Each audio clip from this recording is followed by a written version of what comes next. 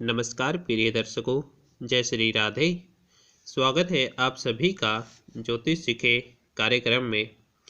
अभी तक हमने आपको पाठ संख्या 21 तक पढ़ाया है और कल हमने आपको ग्रहों के गुण स्वरूप में ही एक एक शब्द की व्याख्या बताई थी, जिसमें हमने आपको सूर्य को आत्मा, चंद्रमा को मन, मंगल को बल, बुध को बुद्धि, गुरु को सुख, शुक्र को कामनाओं का कारक और शनि को दुख का कारक बताया था।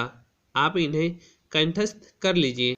आज हम उसी क्रम में थोड़ा आगे बढ़ते हैं और ग्रहों के गुण स्वरूप में ही पारिवारिक संदर्भ में ग्रहों की व्याख्या पढ़ेंगे, क्योंकि आजकल आपकी और हमारे ज़्यादातर समस्या परिवार से जुड़ी ही रहती है। इसलिए इस पाठ को पढ़ना बहुत ही ज़रूरी है और समझना भी बहुत ही ज़रूरी है, क्योंकि ग्रहों को परिवार में कैसे देखते हैं और पारिवारिक संदर्भ में ग्रहों की व्याख्या कैसे की जाती है, ये समझना बहुत ही ज़रूरी है।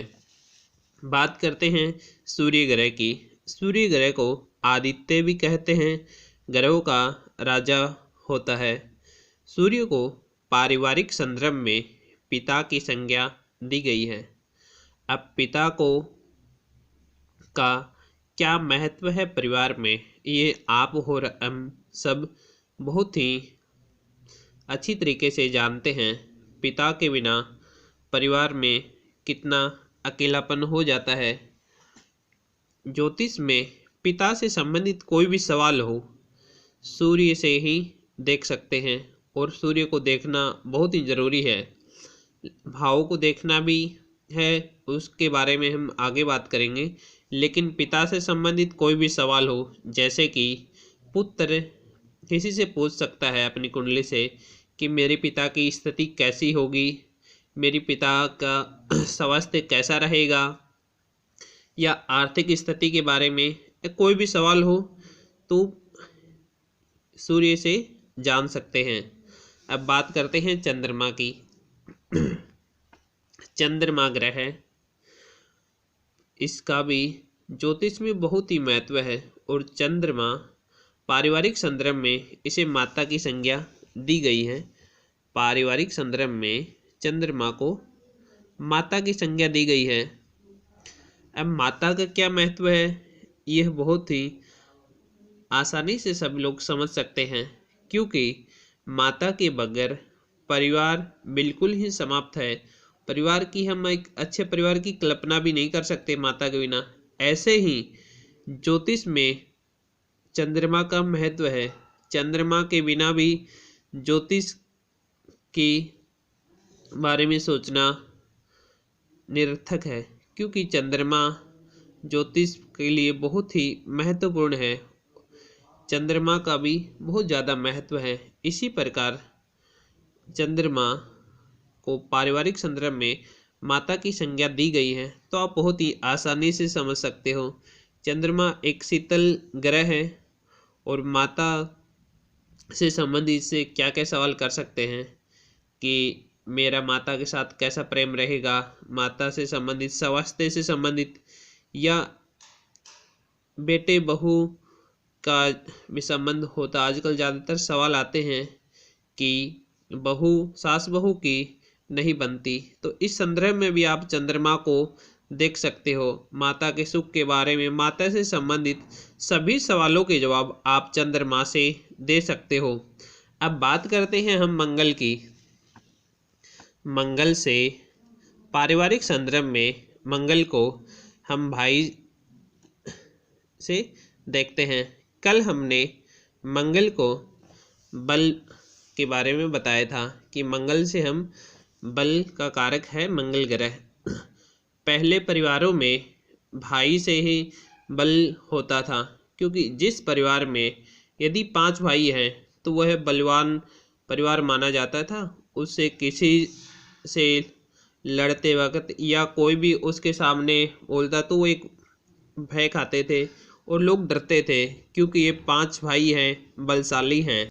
इसी प्रकार मंगल भाई का कारक है। इससे आप क्या क्या सवाल कर सकते हैं कि मेरा भाई एग्ज़ाम देने गया है, पास होगा कि नहीं। भाई से संबंधित सभी सवालों के जवाब आप मंगल से दे सकते हो। बहुत से ज्योतिषी ऐसे होते हैं कि अगर हम भाई के बारे में पूछते हैं तो बोलते हैं कि भाई की कुंडली लेके आओ, लेकिन ज्योतिष में हर किसी सवाल का जवाब बहुत ही आसानी से दे सकते हैं, लेकिन सवाल आपके सार्थक होने चाहिए, क्योंकि हम भाई, पिता, माता इन सब के लिए अलग अलग भाव बताए हैं और ग्रहों के बारे में मैं आपको बता रहा हूँ।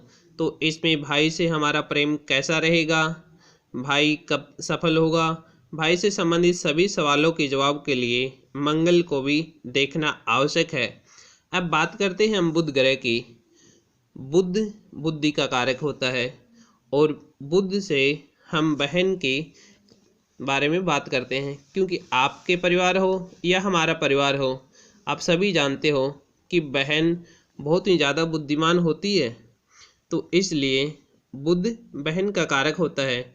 तो आप इससे बहन से जुड़े सभी सवालों के जवाब बुध ग्रह से आसानी से दे सकते हो। अब बात करते हैं गुरु ग्रह की। गुरु ग्रह से पति के बारे में जान सकते हैं और पुत्र के बारे में भी जान सकते हैं। पति से संबंधित, पुत्र से संबंधित सवालों के जवाब गुरु ग्रह से दे सकते हैं। हमने बताया था गुरु के बारे में पिछले वीडियो में कि गुरु सुख का कारक है, लेकिन गुरु से हम पति, पुत्र और अपने गुरुजन, पहले के समय कुलगुरु होते थे, तो कुलगुरु के बारे में जानना है तो भी गुरु को देखना होता है। और जो लोग हमें शिक्षा देते हैं, स्कूल में शिक्षा हो या बड़े भाई हो, चाचा हो, जो हमें शिक्षा देते हैं, हमें अच्छे आदर सिखाते हैं, तो उसको भी हम गुरु से ही देख सकते हैं। अब बात करते हैं शुक्र की। शुक्र कामनाओं का ग्रह है और शुक्र और गुरु दोनों ही बहुत शुभ ग्रह हैं निर्विवाद रूप से। अब हम शुक्र पारिवारिक संदर्भ में पत्नी का कारक ग्रह है। शुक्र से हम पत्नी की बात करते हैं। पत्नी से संबंधित सभी सवालों के जवाब हम शुक्र ग्रह से दे सकते हैं कि मेरी पत्नी कैसी होगी, उसका व्यवहार कैसा होगा, और जो भी पत्नी से संबंधित सभी सवालों के जवाब के लिए आपको शुक्र को देखना ही होगा। अब हम बात करते हैं शनि ग्रह की। शनि ग्रह ऐसे ही पीड़ित ग्रह है। शनि स्वयं पैरों में पीड़ा है और शनि की आंखों में भी पीड़ा है।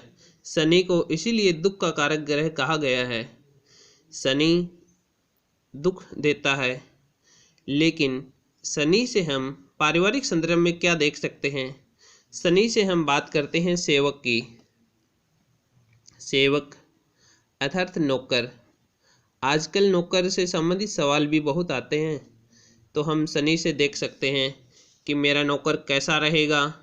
या बहुत से के घर में नौकर नहीं टिक पाते हैं और काम नहीं कर पाते हैं, तो उससे संबंधित सवालों के जवाब भी आप शनि से देख के दे सकते हो कि जन्म कुंडली में शनि की स्थिति क्या है।